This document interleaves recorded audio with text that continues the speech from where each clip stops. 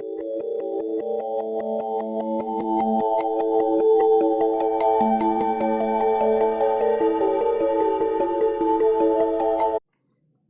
சாந்தியும் சமாதானமும் நம்ம அனைவரின் மீதும் உண்டாவதாக. இன்றைக்கி தமிழ்நாடு நியூ சிலபஸ் +2 மேத்தமெட்டிக்ஸில் எக்ஸாம்பிள் 1.12 பார்க்க போகிறோம். கொஷின் என்ன அப்படின்னு சொன்னால், இஃப் ஏ ஈக்குவல்ட்டுன்னு சொல்லிட்டு ஒரு மேட்ரிக்ஸ் கொடுத்தாங்க. அந்த மேட்ரிக்ஸில் 3 வேரியபிள் இருக்குது, 3 கான்ஸ்டன்ட். ஒன்று ஏன்னு ஒரு கான்ஸ்டன்ட்டு, பின்னு ஒரு கான்ஸ்டன்ட்டு, சின்னு ஒரு கான்ஸ்டன்ட். 3 கான்ஸ்டன்ட் இருக்கிற மாதிரி ஒரு மேட்ரிக்ஸ் கொடுத்தாச்சு. Is orthogonal. அந்த மேட்ரிக்ஸ் வந்து ஆர்த்தோகோனலாக இருந்துச்சுன்னா, செங்குத்து அணியாக இருந்தால் ஃபைண்ட் ஏபிசி. ஏ இன்வர்ஸை பின்னாடி பார்த்துக்கலாம். நம்ம ஃபைண்ட் ஏபிசி. இந்த ஏபிசி என்னன்னு சொல்லிட்டு கேட்டிருக்காங்க. சரியா? ஸோ இப்போ சொல்யூஷன் பார்க்கலாம். கிவன் ஏ, கொடுக்கப்பட்ட ஏ மேட்ரிக்ஸ் எழுதிக்கோமா. ஒரு 1/7 வெளியில் இருக்கு. 6 - 3a b - 2 6 2c3. சரிங்களா? கிவன் ஏ இருக்குது. இப்போ என்ன சொல்லிட்டாங்கன்னா, given A is orthogonal சொல்லிட்டாங்க. given A is orthogonal. A orthogonal என்ன அர்த்தம்? அதோட அர்த்தம் என்னது? ஏவையும் A டிரான்ஸ்போஸையும் மாற்றி மாற்றி எப்படி மல்டிப்ளை பண்ணாலும் சரி நமக்கு என்னதான் கிடைக்கும்? ஐடென்டிட்டி மேட்ரிக்ஸ் தான் கிடைக்கும். A into A transpose multiply பண்ணாலும் சரி, A transpose into A multiply பண்ணாலும் சரி, ஐடென்டிட்டி மேட்ரிக்ஸ் தான் கிடைக்கும். இங்கே நம்ம கொடுத்துருக்க 3x3 மேட்ரிக்ஸ்ங்கிறதுனால இங்கே நமக்கு I3ன்னு போட்டுக்கலாம் நம்ம. சரியா? அப்போ A into A transpose equal to I3ன்னு கிடைக்கும். நான் இப்போ முதல் கேஸ் எடுத்துக்கிட்டோமா, ஏவையும் A டிரான்ஸ்போஸையும் மல்டிப்ளை பண்ணால் I3 கிடைக்கும். இது வந்து கிவன் கண்டிஷன். அவனே ஆர்த்தோகோனல்னு கொடுத்துட்டான், அதனால இது வெரிஃபை பண்ண போறதெல்லாம் கிடையாது. இது ட்ரூ அப்படின்னு நான் எடுத்துக்கிறேன். ஏவையும் A டிரான்ஸ்போஸையும் மல்டிப்ளை பண்ணால் I3 தான் கிடைக்கும் அப்படின்னு நான் எடுத்துக்கிறேன். சரியா? ஸோ அப்போ என்ன செய்யணும் அப்படின்னு சொன்னால், that implies A into A transpose equal to I3. இந்த கேஸை மட்டும் நான் எடுத்துக்கிறேன். சரியா? இப்போ ஏ மேட்ரிக்ஸ் எழுதுவோமா. ஏ மேட்ரிக்ஸ் வந்து எவ்வளவு? 1/7 6 - 3a b - 2 6 2c3. இது ஏ. இப்போ இந்த மேட்ரிக்ஸ்க்கு அப்படியே டிரான்ஸ்போஸ் எடுக்கணும். டிரான்ஸ்போஸ் எடுக்கிறப்ப 1/7 அப்படிங்கிற நம்பருக்கு, அது ஒரு நம்பருக்கு டிரான்ஸ்போஸ் அப்ளை ஆகாது. அப்போ 1/7 1/7ஆகவே இருக்கும். அதுக்கு அடுத்து இருக்கிற மேட்ரிக்ஸ்க்கு டிரான்ஸ்போஸ் எடுக்கிறோம். சரியா? அப்போ நிரல்களை நிறைகளா, ரோவை காலமாக இன்டர்சேஞ்ச் பண்ண போகிறோம். அப்போ என்ன ஆகும்? இந்த 6b2, இந்த முதல் காலம் அங்கே முதல் ரோவாக வரும்.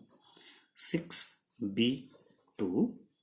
ரெண்டாவது காலம் ரெண்டாவது ரோவாக வரும். -3 - 2c. மூணாவது காலம் மூணாவது ரோவாக வரும். a63 equal to I3 matrix இருக்கு இல்லையா, அதை நான் கொஞ்சம் ஈக்குவலுக்கு சைடில் போட்டுக்கிறேன். I3 மேட்ரிக்ஸ் நமக்கு தெரியும். 1 0 0 0 1 0 0 0 1. I3 மேட்ரிக்ஸ் எழுதிக்கலாம். சரியா? இப்போ இதை சிம்பிளிஃபை பண்ணி ஈக்குவேஷன்ஸ் ஜென்ரேட் பண்ண போகிறோம். போன ப்ராப்ளம், இதுக்கு முந்தின ப்ராப்ளம் செஞ்ச மாதிரி ஈக்குவேஷன்ஸை ஜென்ரேட் பண்ண போகிறோம். என்ன செய்ய போகிறோம் அப்படின்னா, இங்கே ஒரு 1/7, இங்கே ஒரு 1/7, ரெண்டுமே நம்பர் இல்லையா, மல்டிப்ளை பண்ணியாச்சுன்னா ஒரு 1/49 ஆயிருமா? 1/49. சரியா? இப்போ இந்த ரெண்டு மேட்ரிக்ஸையும் மல்டிப்ளை பண்ண போகிறோம். எப்படி மல்டிப்ளை பண்ண போகிறோம் அப்படின்னா, நமக்கு தெரியல மேட்ரிக்ஸ் மல்டிப்ளிகேஷன். ஃபஸ்ட்டு ரோவை கொண்டு ஃபஸ்ட்டு காலமை வரிசையை மல்டிப்ளை பண்ணணும். 6 into 6 ஒரு 36, -3 into -3 +9, a into a ஒரு a². ஒரு டைம் ஆயிடுச்சா? அதுக்கு அடுத்து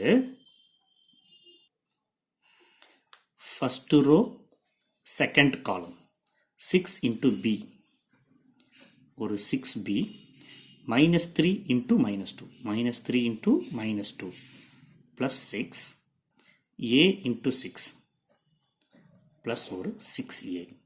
சரியா? அடுத்து ஃபஸ்ட்டு ரோ தேர்டு காலம் 6 into 2 ஒரு 12, -3 into c -3c -3 into c, a into 3 plus ஒரு 3a ப்ளஸ் ஒரு 3.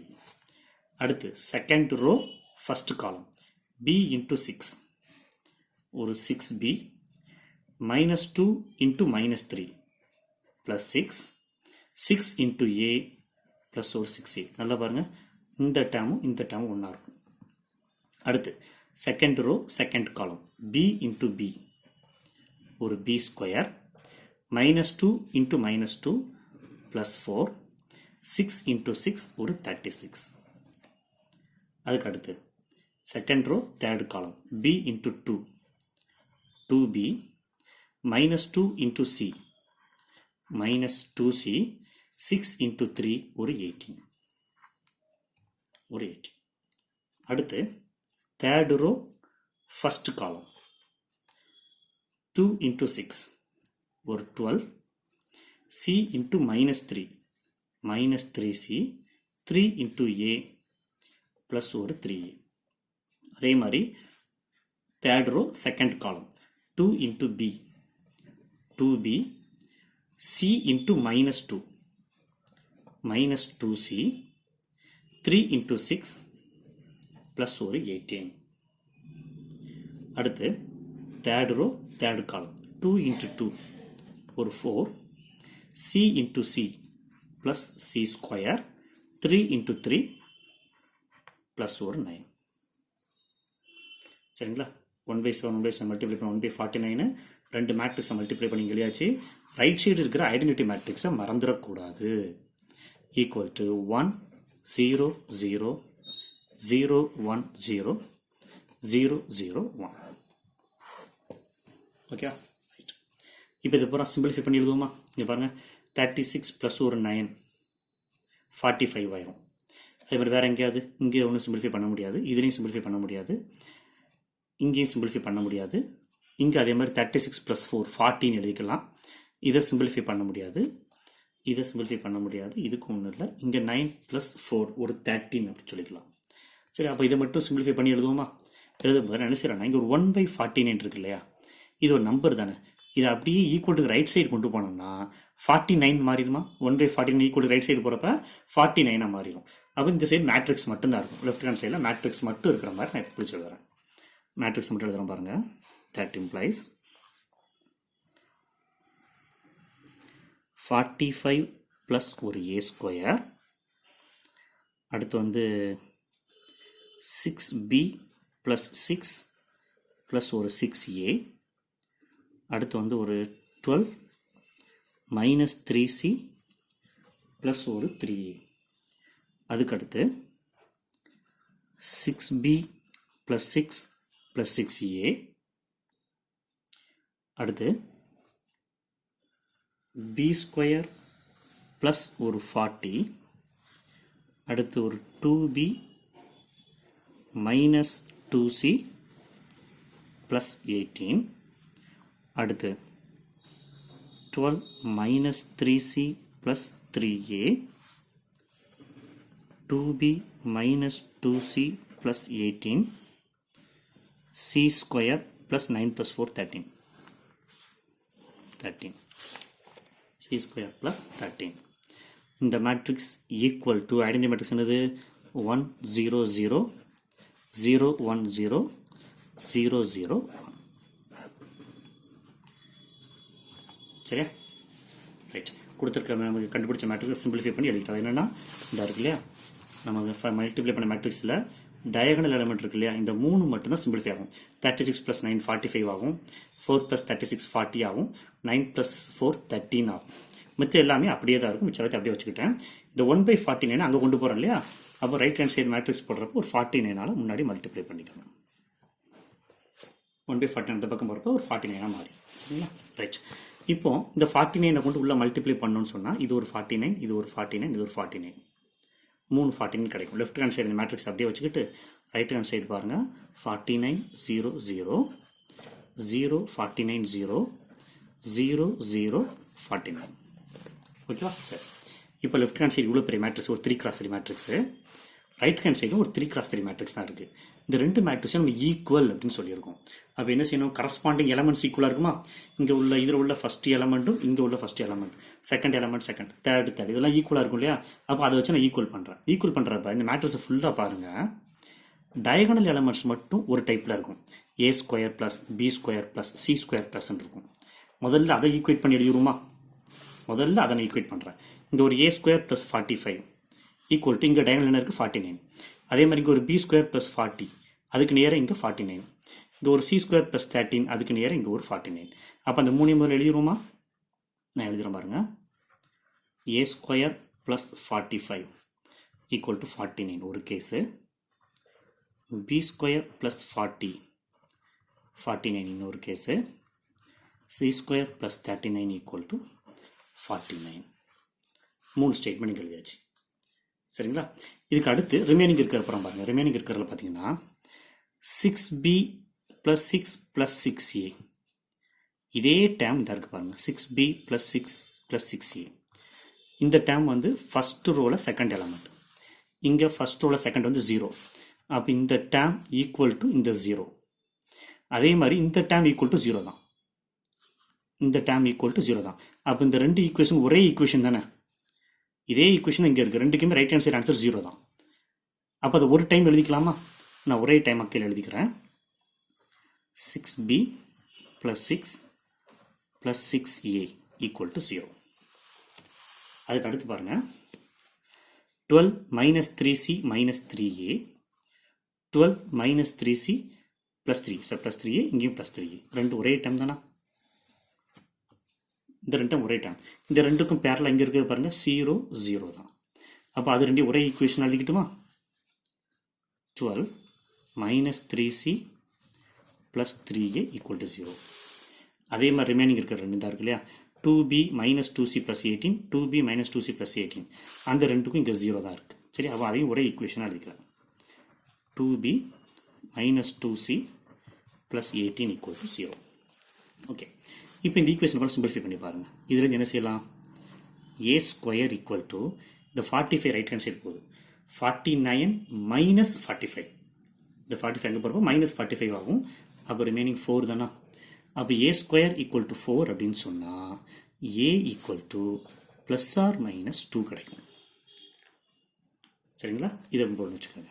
அதே மாதிரி இங்கே b ஸ்கொயர் ஈக்குவல் டு இந்த 40 அங்கே கொண்டு போனோன்னா 49 மைனஸ் 40, 49 மைனஸ் 40 ஒரு 9 கிடைக்கும்.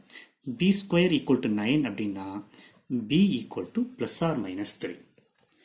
அதே மாதிரி c square equal to 49 minus 13, 49 minus 13, 46 36.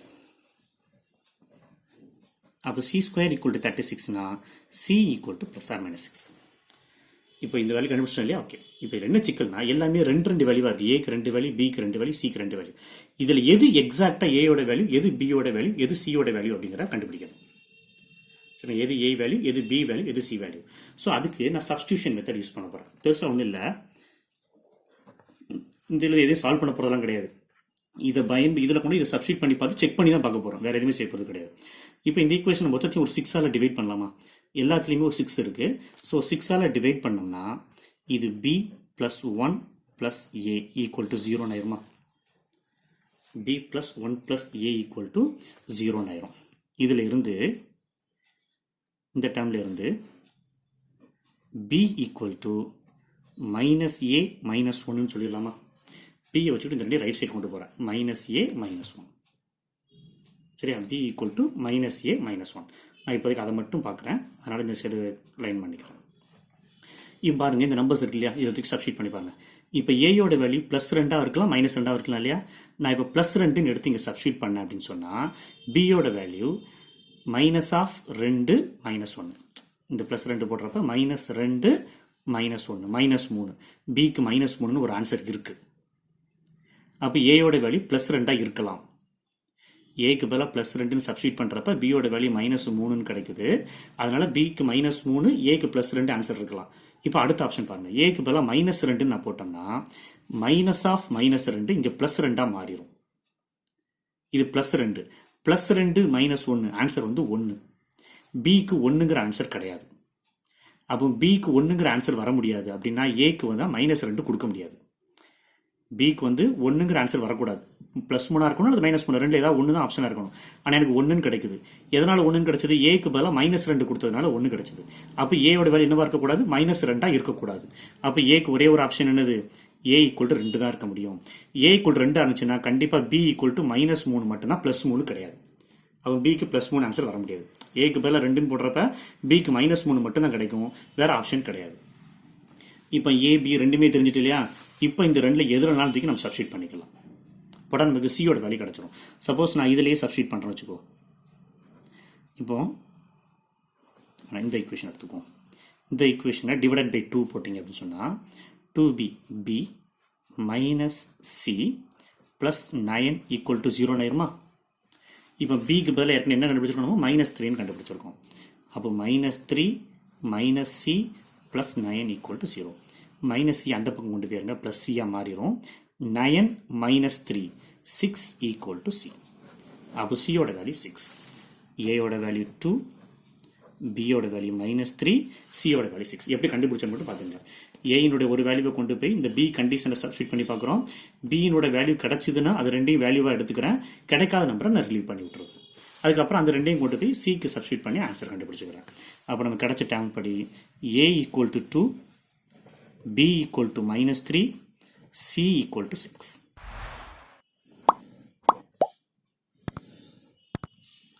இப்போ கிடைச்ச ஏபிசியை கொண்டு போய் நம்ம கொடுத்த மேட்ரிக்ஸை சப்ஸ்டியூட் பண்ணிடலாமா? கிடைச்ச ஏபிசியை கொண்டு போய் கொடுத்த மேட்ரிக்ஸ் சப்ஸ்டியூட் பண்ணிக்கிறேன். therefore A equal to 1/7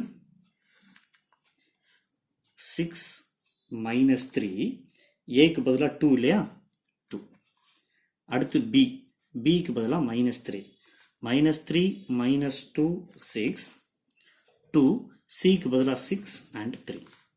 அப்போ இதுதான் நமக்கு ஒரிஜினலாக கொடுத்துருக்கிற ஏ. சரிங்களா? அப்போ ஒரு செகண்ட் முடிஞ்சு போச்சுங்களா?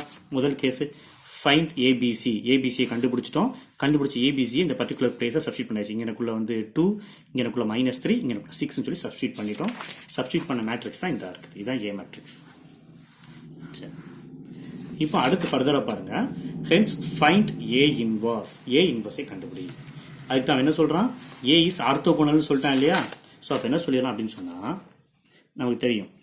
இஃப் ஏ இஸ் ஆர்த்தோகோனல், ஏ ஆர்த்தோகோனலாக இருந்துச்சு அப்படின்னு சொன்னால் ஏ inverse equal to A transpose தானா? நம்ம ஒரு நோட் பார்த்தோம் இல்லையா? இதுக்கு முந்தின ப்ராப்ளம் பார்க்குறப்போ ஒரு நோட் பார்த்தோம்.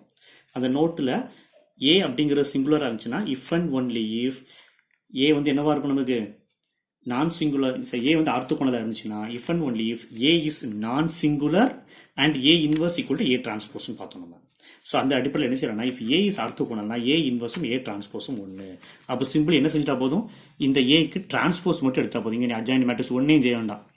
இங்கே ப்ராப்ளத்தை பொறுத்த வரைக்கும் ஏ இன்வர்ஸுங்கிறது ஏ டிரான்ஸ்போஸ். அப்போ ஃபர்ஸ்ட் காலம் ஃபர்ஸ்ட் ரோவா எடுத்து எழுதுவோமா?